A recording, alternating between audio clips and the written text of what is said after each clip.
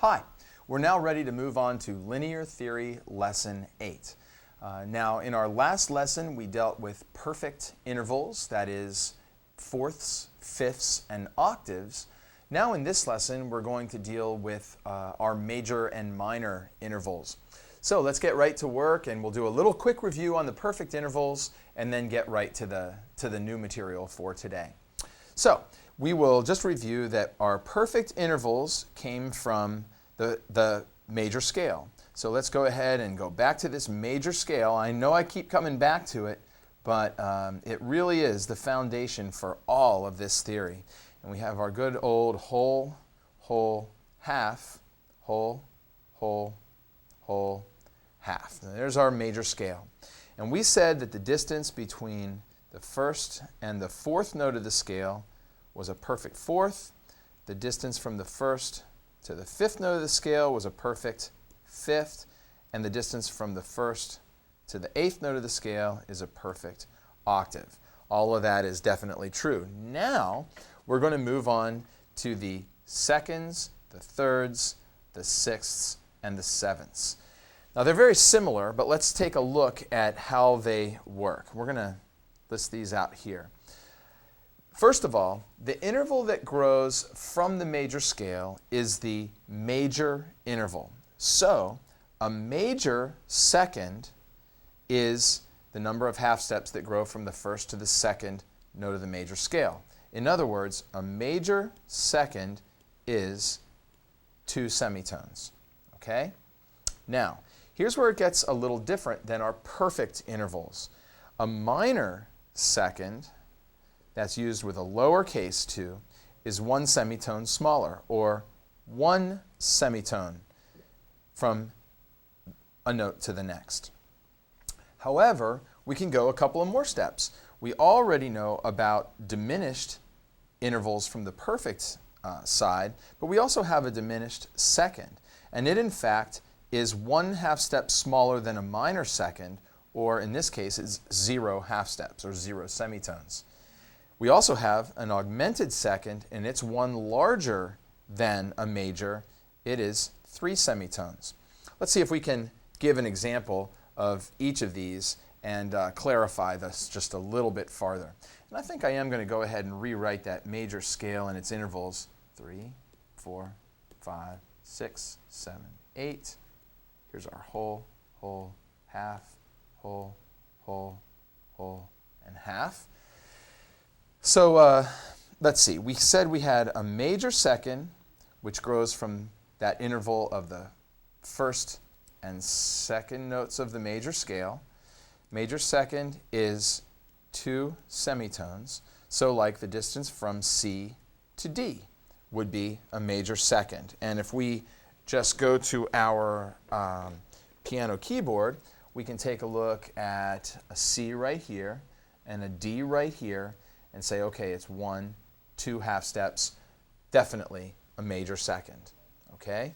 So C to D would be a major second. Now, a minor second might be something like C sharp to D, or C to D flat. Again, think of a minor interval as being a little bit smaller than a major. How do we make that happen? Well, we either make the lower of the 2 notes higher to compress that interval, or the higher of the 2 notes a little lower to compress the interval. Okay? So a minor second would be one of those. A diminished second is 1 smaller than that. So what would we have? Well, a C sharp to D flat would be considered 0 semitones, or a diminished second. Okay? So that's how we come up with that old 0 semitones. As weird as that looks, that's how it works. And then, finally, an augmented second is 3 semitones, and it would be something like C to D sharp, stretching that interval out, or C flat to D is another way to do it. And if we take a look at that, there's C flat to D. Let's go to this, and we will take a look, and let's find our C flat, which would be right here, 1/2 step lower than C, and here's our D. So we have 1, 2, 3 semitones. There it is. C flat to D is an augmented second, right? Let's move on to the next one. That is thirds, okay? Now in our thirds, back to our scale.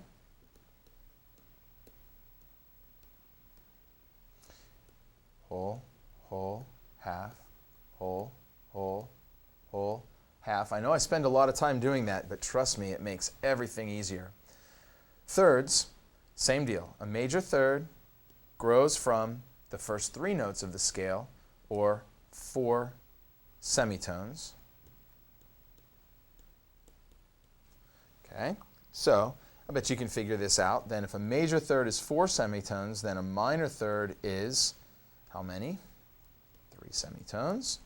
A diminished third is how many? 2 semitones. And an augmented third is 5 semitones. And again, if you're thinking, you might be going, okay, wait, 5 semitones is also a perfect fourth. Which is which? Well, it's very simple. It comes down to the letter names. If we have a C to E sharp, well, then that, and let's go to our keyboard, C to E has to be a third because there's just a D in there. That's a second, that's a third. So from C to E sharp is 1, 2, 3, 4, 5 semitones, okay? Or an augmented third. Whereas if it were called C to F, that would be called a perfect fourth. So hopefully you're starting to really get a feel for that and how it works. Okay? So there are our thirds. Major third is 4 semitones. Minor third is 3 semitones. Diminished third is 2. And an augmented third is 5. Now let's go to sixths. Again, we're going to start with the major interval on sixths. A major sixth, again, grows right from the major scale. So we have 2, 4, 5, 7, 9. A major sixth is 9 semitones. So it follows suit that a minor sixth would be 8, a diminished sixth would be 7, and an augmented sixth would be 10. Okay? Same deal. You figure out the interval first and then count the semitones. Okay? And I think we can go right on to sevenths. And again, we'll get our major scale up here. 1, 2, 3, 4, 5, 6, 7, 8.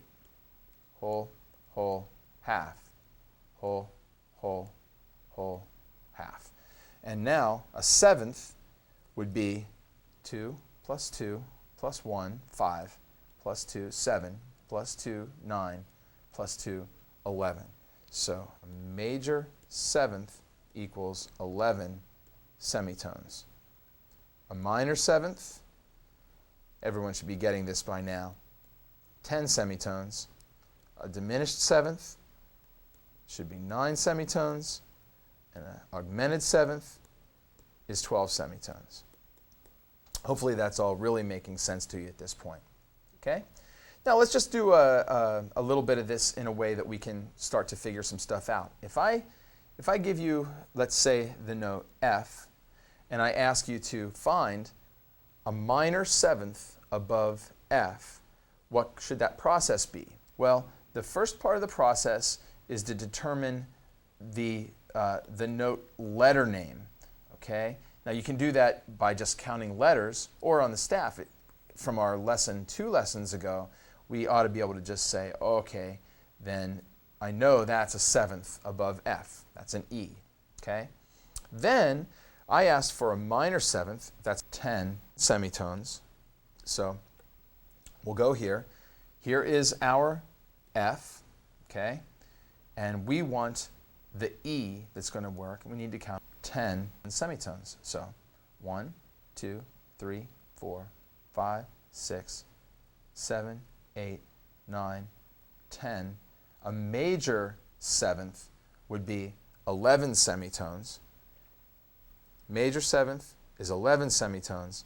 I asked for a minor seventh, or 10 semitones. So here's the spot we want to be. That happens to be E flat. So, going back up here, that E would be E flat, and we've identified a minor seventh at that point. Okay? And we can do that for all of them. But first, we're going to identify the note name, or the general. Then we're going to determine the specific name, and that's going to be major, minor, diminished, augmented, or perfect of each and every interval. Okay? Now it's time for you to go on to the assignment, get working on this concept, and there's several different things that you can look at to make sure that you understand major and minor intervals and how they work. Good luck.